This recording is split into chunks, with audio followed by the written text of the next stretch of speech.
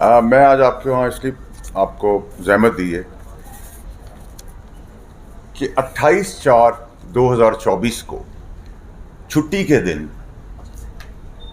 جج حضرات کی طرف سے بابر ستار صاحب کی طرف سے ایک پریس ریلیز آتی ہے اسلام آباد ہائی کورٹ کی طرف سے. بہت اچھی بات ہے. میں نے ڈیمانڈ کی تھی 28 سے پہلے. مہربانی ہے ان کی, انہوں نے جواب دیا. اس جواب میں ایک لائن, 3 لائنیں یہ تھی کہ prior to Justice Sattar elevation as a judge of the Islamabad High Court, he had reported to the Chief Justice Islamabad High Court that he was a Pakistani national and had a green card that allowed him to travel to US without a visa. ٹھیک ہے جی, جواب آ گیا. 30/4/2024 کو میں نے خط لکھا اسلام آباد ہائی کورٹ کے ججز کو, اور اس کی سٹیمپنگ رجسٹر ریسیوڈ کی یہ رہی, اور اس کے بعد میں نے ٹی سی ایس کیا جس کی رسید یہ رہی. آج تقریباً 15 دن گزر چکے ہیں. 15 دن میں ہم نے جو ایکٹیویٹی دیکھی اس میں چھٹی والے دن پریس ریلیز آئی, اچھی بات ہے. میں نے اس سے پہلے ڈیمانڈ کی تھی, ریکویسٹ کی تھی. اس کے بعد ہم نے خط بھی لکھتے ہوئے دیکھا, کل بھی لکھتے ہوئے دیکھا, پرسوں بھی لکھتے ہوئے دیکھا, لیکن اس کا جواب نہیں آ رہا. اب اس جواب سے ابہام اور بڑھ رہا ہے. ایک کنٹروورسی جو ہے وہ ختم ہونے کا نام نہیں لے رہی, جو کہ بہت سیدھی چیز ہے. وہ فرماتے ہیں کہ پرائر, یعنی کہ جج بننے سے پہلے بابر ستار صاحب نے اس وقت کے چیف جسٹس اطہر ملنا صاحب کو رپورٹڈ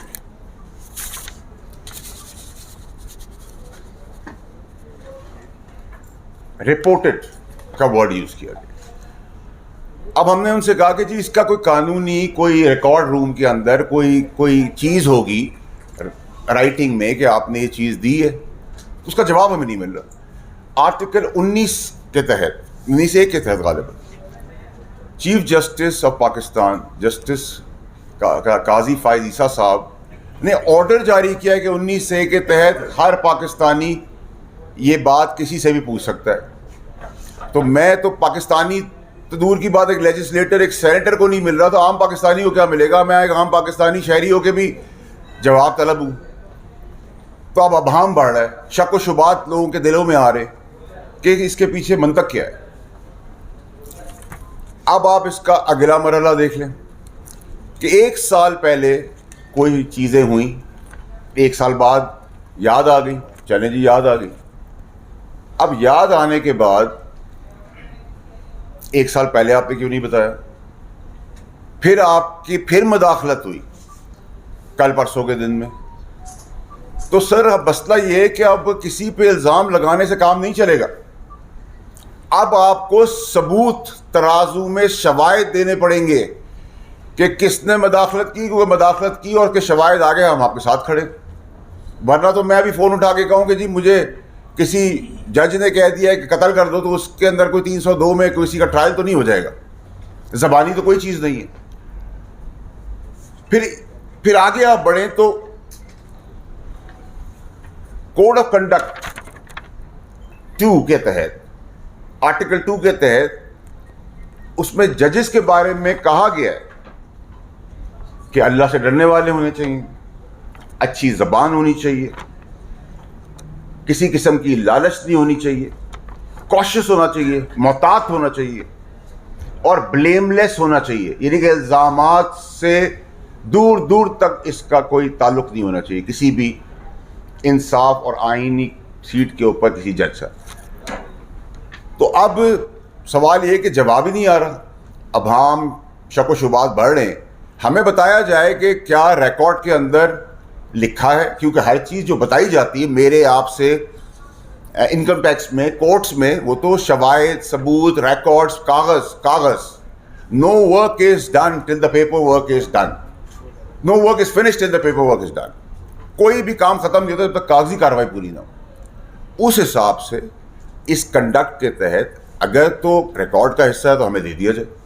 بابر ستار صاحب نے جو اس وقت کے چیف جسٹس اطہر ملنا صاحب کو لکھا, اور اگر نہیں ہے, میرا گمان ایسا نہیں ہوگا, لیکن اگر نہیں ہے کوئی ریکارڈ کا حصہ تو اس کے ریپرکشنز ہیں, پھر پریشانی ہے, پھر بہت بڑے کوشچن مارک ہے. آگے چلیں. اطہر من اللہ صاحب جو ہیں جسٹس صاحب, آپ کو پتہ ہے کہ وہ تاریخی فیصلے کرتے ہیں, تاریخ ان کو ہمیشہ یاد رکھے گی. اور میں ان کے آگے کبھی اپیئر نہیں ہوا, لیکن میرا کیس لگا, مجھے اندازہ ہوا اور مجھے گمان بھی ہوا کہ جسٹس من اللہ صاحب بہت ہی سخت اصول پسند آدمی ہیں. میرا گمان ہے کہ جسٹس من اللہ صاحب جو ہیں وہ کاغذی کارروائی کے اندر, اگر کاغذ میرے کیس میں تو کاغذ تھے نہیں تھے, دیر سویر تھی, ٹرائل تھا نہیں تھا, لیکن پرنسپلی وہ سخت آدمی ہے. قانونی طور پہ وہ کسی ایسی حماقت, کوئی بیوقوفی یا کوئی چیز نہ کرنے دیتے, نہ کرتے. ہمیں تو 2 دفعہ سزا ملی, نہ کرنے والی بھی سزا ملی اور 2 دفعہ بھی سزا ملی. اس سے پتہ چلتا ہے کہ اطہر من اللہ صاحب, میرا گمان ہے کہ یہ وہ جج نہیں ہیں جو پرنسپلی کسی چیز کے اوپر کپڑا ڈھکنے دے دے. جسٹس من اللہ صاحب, میرا گمان ہے کہ وہ نہیں ہیں جو سیر سرخیوں کے لیے, میڈیا کی زینت بننے کے لیے فیصلے کرتے ہوں. میرا گمان ہے کہ جسٹس من اللہ صاحب بزدل آدمی نہیں ہے. میرا گمان ہے کہ جسٹس من اللہ صاحب کسی قسم کے پریشر میں نہیں آتے. میرا گمان ہے کہ جسٹس من اللہ صاحب کسی سے رات کے اندھیرے میں نہیں ملتے. میرا گمان ہے کہ جسٹس من اللہ صاحب کسی پرانے خاص سے ان کا کوئی تعلق نہیں ہے. میرا گمان ہے کہ چیف جسٹس اطہر من اللہ صاحب کسی پولیٹیکل پارٹی سے, ان کے میسنجر سے نہیں ملتے. میرا گمان ہے کہ اطہر من اللہ صاحب کو کسی پارٹی کے لیڈر نے کوئی عہدہ آئینی, قانونی, سیاسی ان کے بچوں کو نہیں کیا. میرا یہ سب گمان ہے کہ اطہر من اللہ صاحب گیلری کے اوپر نہیں کھیلتے. اطہر من اللہ صاحب اس میں بھی ایسی غلطی نہیں کر سکتے جس پہ انہوں نے رائٹنگ میں نہ لیا ہو, اور اللہ کرے کہ ایسا ہی ہو کہ انہوں نے رائٹنگ میں لیا ہو اور ریکارڈ روم کے اندر یہ چیز موجود ہو. لیکن اگر نہیں ہے تو پھر جہاں بابر ستار صاحب کے اوپر سوال کھڑا ہوتا ہے کہ یہ ریکارڈ کا حصہ نہیں, کیونکہ اس وقت وہ جج نہیں تھے. پرائر جب جج نہیں تھے تو انہوں نے بتایا, جج بننے سے پہلے. تو وہ جو ریکارڈ ہے اور جو کوڈ آف کنڈکٹ ہے جس کے تحت بلیم لیس ہونا چاہیے انسان کو, اس کے تحت وہ ریکارڈ ہمارے پاس پیش ہونا بہت اب ضروری ہے. 15 دن گزر گئے, کس طرح مانگے, کیسے مانگے, کیوں نہ مانگے؟ پاکستان میں کوئی پاکستان سے بڑا تو نہیں ہے. یہ پاکستان کسی کے باپ کا تو ہے نہیں. جو آپ کے لیے ہوگا وہ میرے لیے ہوگا, جو میرے لیے ہوگا وہ ان کے لیے ہوگا, ان کے لیے ہوگا وہ دوسرے کے لیے ہوگا. اب آ جائیں جو مدعا چل رہا ہے. آپ نے